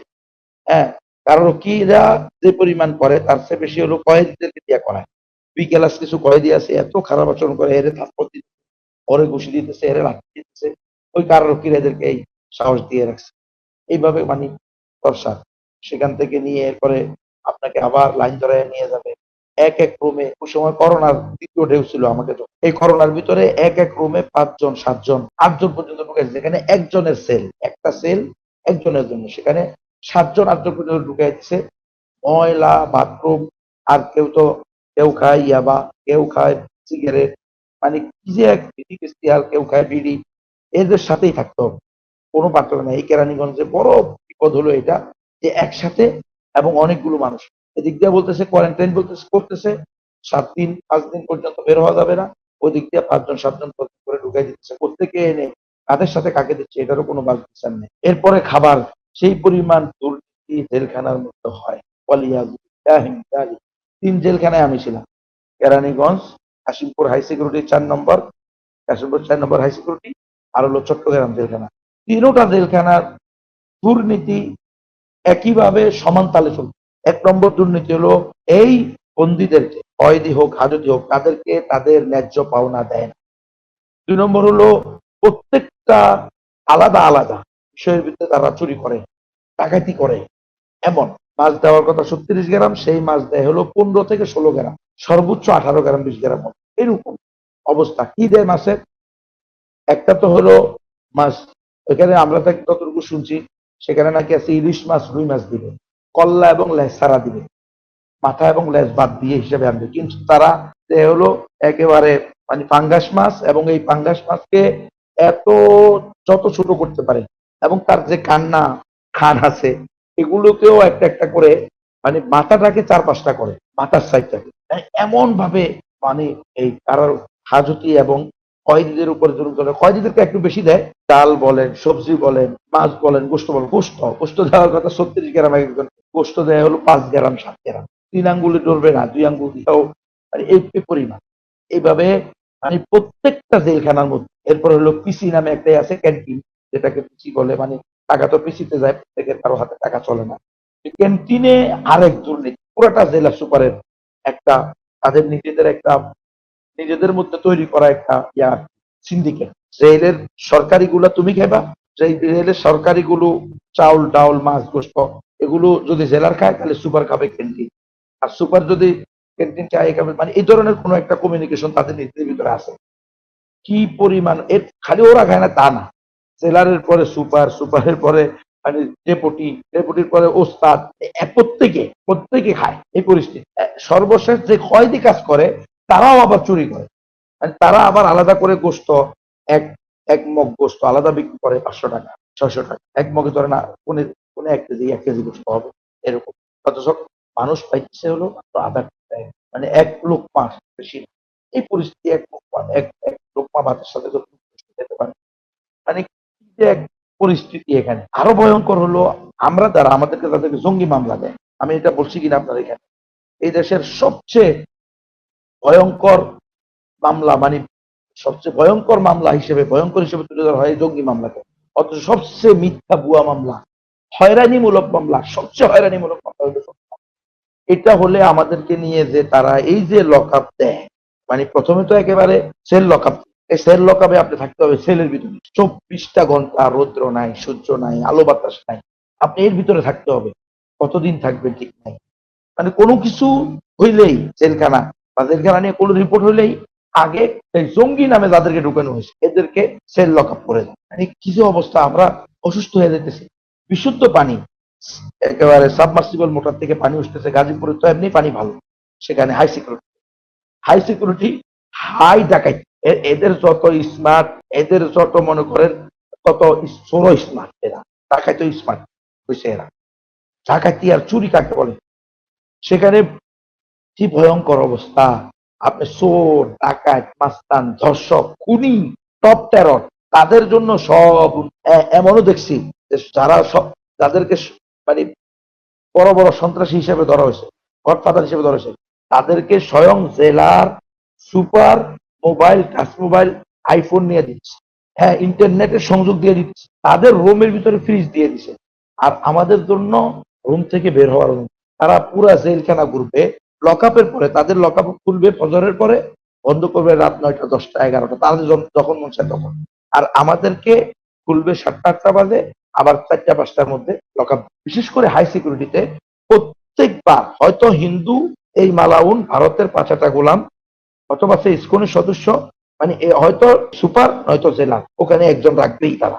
উদ্দেশ্য এই বিশেষ করে যারা নামাজি, দিনদার, হ্যাঁ, দাড়িওয়ালা, টুপিওয়ালা, হ্যাঁ, বা যাদেরকে তারা এই ধরনের জঙ্গি ট্যাগ লাগাইয়া ধরছে। আমি হলফ খেয়ে বললো, আমার মনে হয় আমি গুণাগার হব না, আল্লাহ মাফ করেন, আমার মনে হয় একটা লোক সঠিক জঙ্গি এখানে নাই। বা তারা যেটাকে বোঝায় যে রাষ্ট্রদ্রোহী জঙ্গি বা সন্ত্রাসী, এরকম লোক মনে একটা পাওয়া যায়। এগুলো সব হলো র্যাবেরা বানায়, টিভি বানায়। আপনারা কিছুদিন আগে দেখছেন দেশ টিভি, যে আসাদুজ্জামানের উপরে রিপোর্ট করছে, সে জঙ্গি নাটক করে করে মানুষকে ইন্ডিয়াকে খুশি করবে, ইন্ডিয়া থেকে টাকা আসবে, তারা তাদেরকে প্রভু মনে করে, পশ্চিমাদেরকে প্রভু মনে করে, ইন্ডিয়াকে প্রভু মনে করে, তারা টাকা দিবে, তাদের থেকে টাকা খাবে, কারণ ঝুজুর বাজা খাবে। তোমরা যদি আমাদেরকে এটা না করো, আমরা যদি জঙ্গি নিপাত না করি, তাহলে তোমাদের ইন্ডিয়া দখল হয়ে যাবে। এই সমস্ত কথাবার্তা। জেলখানার ভিতরে যে জুলুম চলতেছে, সেখানে বিশুদ্ধ পানির ব্যবস্থা আছে, হাঁটার ব্যবস্থা আছে, প্রতিদিন আমরা হাঁটতে পারি, বিশুদ্ধ পানি কিন্তু আমাদেরকে পানি দিবে, এমন এক জুলুমের ভিতরে আমাদের সেখানে যাওয়ার পরে যা দেখলাম। আরো যাদেরকে জঙ্গি জঙ্গি নাটক দিয়ে বিভিন্ন সময়ে তাদেরকে ঢুকেছে, অথচ এগুলো সবগুলো শেখ হাসিনার, এরা হলো শেখ হাসিনার পুলিশ পাঠা। যে শেখ হাসিনা তার বাপের চেয়েও মারাত্মক। শেখ হাসিনা থাকলে এই জাতির আরো ক্ষতি হবে, আরো এই জাতির লাঞ্ছনা অপদস্থতা করতে হবে। শেখ হাসিনা খালি কথায় কথায় স্বজন হারানোর ব্যথা আমি বুঝি, জল্লাদের ঘরে জল্লাদ, ও স্বজনের হাতানোর কথা বুঝে না। ও বুঝে হলো নিজের স্বজনের কথা। ও এই দেশে আসছেই এই দেশের মানুষকে হত্যা করার জন্য, এই দেশের মানুষকে গুম খুন করার জন্য। কারণ সে বলছে যে আমার আব্বার ডেড বডি এভাবে করেছিল, একটা মানুষও তো দেখার পাইলাম না, একটা মানুষও তো যাওয়ার পেলাম না। তোর আব্বা তো ওই সময় পাস নাই, এখন যে তোর আব্বার রে ধরে মানুষ পেশাব করছে তোর আব্বার মাথার উপরে, ভাস্কর্য মানুষ এখন যে ভাস্কর্য বইরে বইরে পেশাব করছে, কেউ ধরতে পারছো, অধ্যক্ষ করে পাইছো নি, বলতে রে বাবা এটা কাজ করিও না, এই কথাটা বলতে দেখছো, পাইবা না। তোমাদেরকে আলেম ওলামারা বলছিল এই কাজ করিও না, তোমাদের শুনতে ভালো লাগে না, আলেম ওলামাদেরকে আরো বেশি টর্চার করছো। এখন তোমার আব্বার খুব সম্মান পাচ্ছ, কি মিছিল দিছে, তুমি কে আমি কে, রাজাকার রাজাকার, কে বলেছে, কে বলেছে স্বৈরাচার স্বৈরাচার। তুমি যদি জঙ্গি বলতা তো মানুষ এটাও বলতো, তুমি কে আমি কে, জঙ্গি জঙ্গি, কে বলছে, কে বলছে, খুনি হাসিনা, খুনি হাসিনা, খুনি হাসিনা জঙ্গি বললে জঙ্গি হয়ে যায়। এই দেশে পুরা দেশটাকে একটা টর্চার সেল বানায় ফেলছে, পুরা দেশটাকে একটা জেলখানা বানায় ফেলছে। আল্লাহ তাআলা তার উপরে গজব পাঠাইছে। যাই হোক, কিন্তু আমাদের জেলখানা অনেক ওলামায়ে কেরামের, সাধারণ মুসলমান তৌহিদবাদী, নামের মিল নাই, এলাকার মিল নাই, বাপের নামের মিল নাই, এমন লোককেও সে বাস গ্রেনেড হামলা মামলা, এই মামলা সেই মামলা দিয়া ঢুকায় ছেড়ে দিছে। আরো একটা কষ্টের বিষয় আমার কাছে লাগছে, যে এরা যারা আসলে যদি হত্যা করেও থাকে, এদেরকে ফাঁসির রায় দেওয়ার কোনো অনুমতি নাই। কারণ যে রসুলকে গালি দিয়েছে তার রক্ত হালাল হয়ে গেছে। যদি এরা এই কাজের সাথে জড়িত হয়, এরা জান্নাত ওয়াজিব এদের জন্য, মৃত্যুবরণ করবে আর জান্নাতে চলে যাবে। এই জন্য ফাঁসির রায় হওয়ার পরেও তারা হাসে, তারা কাঁদে নাই, আলহামদুলিল্লাহ, তারা বিচলিত হয় নাই, আলহামদুলিল্লাহ। তাদের ভিতরে কোনো টেনশন বিন্দু মাত্র নাই। 18 বছর ধরে আছে, 17 বছর ধরে আছে, 13 বছর ধরে আছে, 10 বছর ধরে আছে, ওরা বলতেছে আলহামদুলিল্লাহ। এরা যদি আল্লাহর ওলি না হয়, আল্লাহর ওলি কেন? আমরা সব দান্দাবাদি করে নিজের পেট পিট গাড়ি বাড়ি সব ঠিক রেখা শরীয়তের পরিবেশে ব্যবহার করবে, এটা পর্যন্ত সহ্য করে না এরা। আল্লাহ মাফ করুক, আল্লাহ মাফ করুক। আর একটা গ্রুপ হলো এই পীরখানা হত্যাকাণ্ড। আপনারা জানেন যে এটা পুরাটাই ভারতের ষড়যন্ত্র, পুরাটাই খুনি হাসিনার ষড়যন্ত্র। কিন্তু ভাই, এই পীরখানার 950 মানুষ, আহা, এদেরকে এই আজকে কতটা বছর এভাবে আটকে রাখে। এর মধ্যে 500-র বেশি আমি শুনছি তারা নাকি বেকসুর কাটা ছিল, কিন্তু এদেরকে ছাড়ে না। কি কষ্ট এদের। কারো বউ পাগল হয়ে গেছে, কারো বউ চলে গেছে, কারো এক একজনের এক এক অবস্থা শুনলে আমার আর এদের সাথে বসতে এত কষ্ট লাগে। আর একটা হলো ওই যে রাষ্ট্রদ্রোহী মামলা, যাদেরকে এই যে যুদ্ধ অপরাধী মামলা, আয় রে ভাই, আপনি যদি দেখেন এই যুদ্ধ অপরাধী মামলা, কানে শোনে না, চোখে দেখে না, নিজে হাঁটতে পারে না, নিজে খাইতে পারে না, নিজের প্লেটটা নিজে ধরতে পারে না ভাই। এমন লোকগুলাকে হাসিনা আইনে ঢুকাই দিচ্ছে, শত শত লোক। কি জন্য? এই সব সব কিসের যুদ্ধ অপরাধী? আপনি যখন একটা দেশের সাথে থাকবেন সবাই চাইবো যে দেশটা আলাদা না হোক, আলাদা না হলে দেশ শক্তিশালী থাকে। আজকে তো ইন্ডিয়া গিলি খেয়ে ফেলতে চাইতেছে, যদি একসাথে থাকতো গিলি খেয়ে চাইতে পারতো? যাই হোক, এরপরে স্বাধীন হয়েছে, সবাই চাইতে একমত হয়েছে, হয়েছে, দেশ স্বাধীন হয়েছে, সমস্যা নাই তো। এখন তো আর কেউ এটা নিয়ে কথা বলতেছে না। এখন কেন তুমি এই লোকগুলোকে, তোমার বাপে সাধারণ ক্ষমা ঘোষণা করছে, তুমি আবার এসে এখন এদেরকে, বুড়া বুড়া লোক তোমার বাপের সমান, বাপের চেয়েও বড় হইব বয়স, নিয়ে ঢুকাইছে। আহা, এই এই দুইটা গ্রুপ, বিশেষ করে যারা এই কয়েকটা গ্রুপকে নিয়ে, তিনটা গ্রুপের কথা বললাম, এদেরকে মানে অনতিবিলম্বে বেকসুর খালাস দেওয়া দরকার। এই যুদ্ধ অপরাধী নামে যাদেরকে ঢুকানো হয়েছে একদম ভুয়া, কিচ্ছু নাই। এদেরকে বৃদ্ধ মানুষ, মানে হাসিনার ধ্বংসের অন্যতম কারণের এটা একটা, যে বুড়া বুড়া মানুষ এরাকে আল্লাহর গজব শুধু ধরে নিয়ে রাখছে, বিচার হয় নাই। এর ভিতরে মারা গেছে কয়েক দর্জন মারা গেছে খবর নেই। এই মামলাগুলো যেন, আপনার মাধ্যমেও আমরা বলতে চাই যে এগুলো সম্পূর্ণ মিথ্যা মামলা। দেশ যেহেতু স্বাধীন হয়েছে, আমার মতে সারা দেশের জেলখানার সকল মানুষকে মুক্তি করে দাও। হ্যাঁ, চোর টাকায় যারা আছে, আসলে খুনি দর্শক যারা আছে, এদেরকে কি করো, এদেরকে ওলামায়ে কেরামের সোহবতে দাও। ওলামায়ে কেরাম এদেরকে বিশেষভাবে কাউন্সিলিং করো, কিছুদিন এদেরকে বুঝা। আরে ভাই, কিসের জেলখানা, আত্মশুদ্ধির জায়গা, এই সেখানে দেখাবো আলোর পথ, মিথ্যা কথা। এর চেয়ে মিথ্যা জাল, মানে এত বড় মিথ্যা, এর এর কোনো, কি বলবো, কোনো ভাষা নেই আমার এটা ব্যক্ত করা। পুলিশ, কারারক্ষী, জেলার সুপার, সুবেদার, ডেপুটি, মানে নিম্ন থেকে উচ্চ সবাই সেখানে ইয়াবা ঢুকায়, সবাই সেখানে মদ ঢুকায়, গাঁজা ঢুকায়, সবাই করে না, কিছু লোক ভালো আছে আলহামদুলিল্লাহ। অনেক কারারক্ষী, অনেক জেলার, অনেক সুপার, এরা ভালো আছে। আমি এটা বলি না সবাই, তবে বলতে পারি আমি সব ডিপার্টমেন্ট, সব উপরের থেকে নিচের সব ডিপার্টমেন্টের লোকে কিছু কিছু এই কাজটা করে, এই চুরি কাজ কাজ করে। আর বললাম না, মদের বোতল সরাসরি নিয়ে দিয়ে আসে ওখানে জেলার নিচে, আমরা নিজেরা দেখছি, আমাদেরকে মানুষ বলছে দেখেন ওই যে ব্যাগে করে নিয়ে যেতেছে, ওই ওখানে দেওয়া হবে। তাহলে এটা কিসের আত্মশুদ্ধি জায়গা? ওখানে নামাজ পড়তে দেওয়া হয় না। আমাকে তো 21 সালে ঢুকলো, 21 সাল, 22 সাল, 23 সাল, 23 সালের জানুয়ারিতে আমরা হাই সিকিউরিটিতে, আমাদেরকে 22 সালের শুরুর দিকেই আমাদেরকে পূর্বের সুপার আমাদেরকে হাঁটা চলার ব্যবস্থা করে দিয়ে গেছে। হাঙ্গার স্টেক করছি আমরা সেখানে 3 দিন, হাঙ্গার স্টেক করার পরে সে আমাদেরকে এই খাবার দাবারের, মানে হাঁটা চলা এবং সবকিছু মোটামুটি স্বাভাবিক করে দিচ্ছে। সুব্রত কুমার বাড়া এসে আবার এটা নিষেধ করে দিল। হ্যাঁ হ্যাঁ, সঙ্গীতের আবার কিসের হাঁটতে হবে, ওদের আবার কিসের, ওরা বাথরুমের পানি যেটা ওইটাই খাবে, ওদের জন্য বিশুদ্ধ পানি খাওয়া দরকার। আমাদের নিজের কম্বল যেটা আমরা বাহির থেকে কিনছি, ওই কম্বল আমাদের থেকে নিয়ে গেল। আমাদের মশারি যেটা আমরা তাদের থেকে কিনছি, তাদের কৃষি থেকে, সেই মশারি নিয়ে গেল। আমাদেরকে কয়েল দেয় না, মশারি দেয় না। মানে কিভাবে আমাদের, ওই সময় অলরেডি ডেঙ্গুর প্রাদুর্ভাব চলতেছিল, ডেঙ্গু জ্বর সব জায়গায় ছড়িয়ে, সে আমাদেরকে মশারিও দিবে না, আমাদের কম্বলও দিবে না, ফ্যানও দিবে না, এই অবস্থা। কোনো কিছু সে ঠিক করে দেয় না। জেলখানায় কয়েদিদের কোনো অধিকার নাই, মানে কয়েদিরা কোনো হাঙ্গার স্ট্রাইক করতে পারবে না, এটা নাকি তাদের সিস্টেম। যাদের তো রায় হয়ে গেছে, হাঙ্গার স্ট্রাইক করবে কেন? কিন্তু হাজতিরা নাকি করতে পারে। ওদের যা, ওদের থেকে শুনি তা। আর ওদের সিস্টেমই হলো, কোনো কিছু আদায় করতে হলে জেলখানে আপনি হাঙ্গার স্ট্রাইক করতে হবে। আমরা হাঙ্গার স্ট্রাইক করছি। এরপর আমরা কি করব? আমরা অতিষ্ঠ হয়ে আমরা এই সুব্রত কুমার বালার জুলুম, এটা মানে সে আসার পর থেকে শুরু করছে। তখন আমরা এই হাঙ্গার করলাম। তৃতীয় দিন সে এই আমাদের হাঙ্গারের, সে বলে দিল কি যে এখানে হাঙ্গার করছে কিছু জেএমবিরা এবং কয়েদিরা। হ্যাঁ, এটা আমরা ঠিক করে ফেলছি। অথচ তাহা মিথ্যা কথা, এখানে কোনো জেএমবিও ছিল না, কোনো কয়েদিও ছিল না। হাঙ্গার স্ট্রাইক করছে শুধুমাত্র হাজত। আমরা, মানে আমাদের কোনো বিচার হয় নাই, আমরা হলো ওখানে সন্দেহভাজন অপরাধী, সন্দেহভাজন হিসেবে আমাদেরকে রেখে দিচ্ছে ওখানে। আর এত ভুয়া মামলা দেখেন, মানে 3 বছর 4 বছর আপনি এমনি জেলে থাকবেন সন্দেহের উপরে, এরপরে গিয়ে আপনার মাত্র চার্জ গঠন হবে, এরপরে আপনার সাক্ষী শুরু হবে। মানে মানে এরা এরা বলে যে আমরা স্বাধীন, কোথাকার স্বাধীন? স্বাধীন হলে তুমি ব্রিটিশ ল নিয়ে পড়ে আসো কেন? ব্রিটিশদেরকে ঝাঁটাপিটা করে এই দেশের ওলামায়ে কেরাম, আপামর তৌহিদি জনতা এখান থেকে সরাইছে। তোমরা আবার এখন ওই ব্রিটিশরা যে ল দিয়ে গেছে ওইটা দেখায় দেখায় ওদের আইন অনুযায়ী চলো। যাই হোক, আমরা যখন হাঙ্গার করছি তৃতীয় দিন, সে কোনো কথা না বলে আমাদের 10 জন 12 জনকে 1 নম্বরে চালান দিয়ে দিল। আর বাকি সবাইকে এক এক বিল্ডিং এর এক এক নিচতলায় এক এক রুমে একজন করে দিয়ে দিল, মানে সবার মনোবল ভেঙে দেওয়ার জন্য, হাঙ্গার স্ট্রাইক করতে ছিল। এক বিল্ডিং এ একসাথে, হয়তো একই ফ্লোরে, নাহলে একাধিক ফ্লোরে, কিন্তু নিয়ে গেল সারা জেলখানার বিকেলাজদের সাথে। মানে বিকেলাজদের সাথে তো আমাদের থাকা সম্ভবই না ওখানে। ওরা হলো বিড়ি, সিগারেট, ইয়াবা খানা শুরু করলে আর ডাইনি বামে তাকায় না। ওদের সাথে থাকার মানে আরেক জেল, জেলের ভিতরে এক জেল। সেই জন্য আমরা আলাদা বিল্ডিং এ, আমাদেরকে ওরাও রাখে, আমাদের জন্য এটা ভালো খারাপ না। এক বিল্ডিং এ থাকে, কিন্তু সমস্যা হলো আমাদের অন্যান্য সুবিধাগুলো তারা আমাদেরকে দেয় না।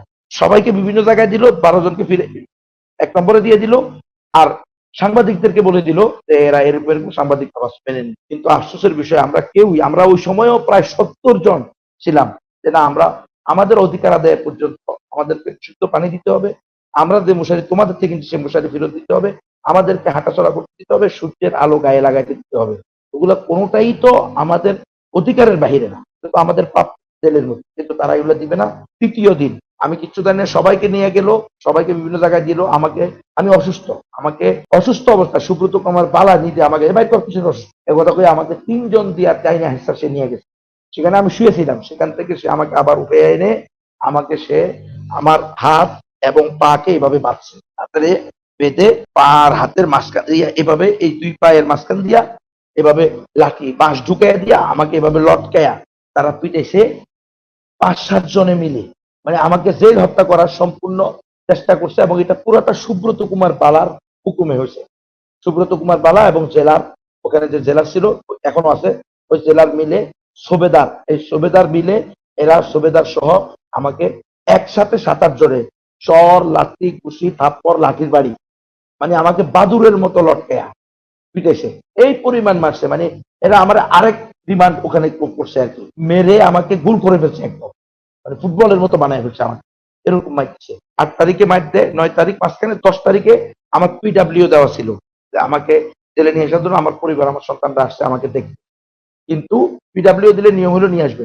সে কি করছে, ওখান থেকে লিখেছে যে নিরাপত্তাজনিত কারণে তাকে আনা হয়, বাস এটা কোর্ট মেনে নিচ্ছে, নিরাপত্তাজনিত কারণে আনা। মূলত হলো আমাকে যে মারছে, আমি তো উঠতে পারছি, আমাকে আনলে তো এটা প্রকাশ পেয়ে যাবে যে সে আমাকে আসছে। এই সুব্রত কুমার বালা আমাকে সেখানে জেল হত্যা করার চেষ্টা করছে। আমি রিড করতে যাবো, কিন্তু রিড কিভাবে করবো? রিড করতে হলে নাকি 80,000 টাকা, 1 লক্ষ টাকা লাগে। আমি 3 বছর জেল খাটার পরে, 2 বছর, 2.5 বছর জেল খাটার পরে আবার রিড করবো, এমনি তো টাকা পয়সা সব শেষ। তো যাই হোক, এইভাবে আমাকে ওখানে রাখা হয়। তো এই হলো আমার মোটামুটি জেলের বৃত্তান্ত। এরপরে তো আল্লাহ তালা আমাকে মুক্তি দেয় অনেক কষ্টে, অনেকভাবে জামিন নেওয়ার পরে। দেখেন এই মামলাগুলো এত কঠিন করে তারা, একটা তো হলো জামিন দেয় না, জামিন হওয়ার পরে এটা আবার হাইকোর্ট থেকে, সুপ্রিম কোর্ট থেকে নাকি এটা আবার পিছতে হয়।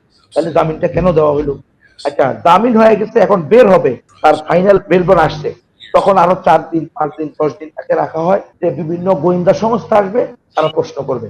আচ্ছা, এরপরে আবার কি হয়, গোয়েন্দা সংস্থারা তাকে ছাড়ে না, তাকে নিয়ে যায়, আবার নিয়ে তাদের গুম সেন্টারে আবার রাখে, মন চাইলে আবার মামলা দেয়, আর না হলে কতদিন পরে আবার তার বাপ্পাকে এনে মুছতে পারে।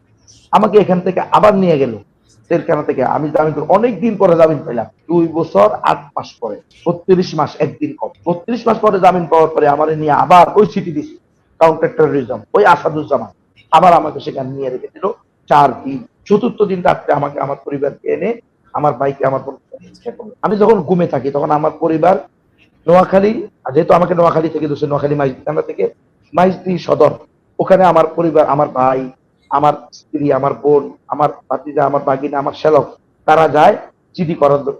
এমন খারাপ আচরণ তারা আমার পরিবারের সাথে করে, আমার ভাইকে, হ্যাঁ, আমার স্ত্রীকে, আমার বোনকে তুচ্ছ তাচ্ছিল্যের সাথে এমন আচরণ করে। জিডি করা তো এটা আমার অধিকার, আমি এই দেশের নাগরিক, আমাকে তারা পাচ্ছে না, জিডি করবে, জিডি নেয় নাই, যেদিনে নাই। এরপর আমার 14 গ্রাম থানা জিডি করতে গেছে, সেখানেও আমার পরিবারের সাথে খারাপ আচরণ করছে এই ওসি। তো যাই হোক, আসলে আমার হলো যে আমার কোন দুশ্মনকেও আমি এইভাবে নিরপরাধ জেলে রাখ বা গুম হোক, এটা আমি চাই না।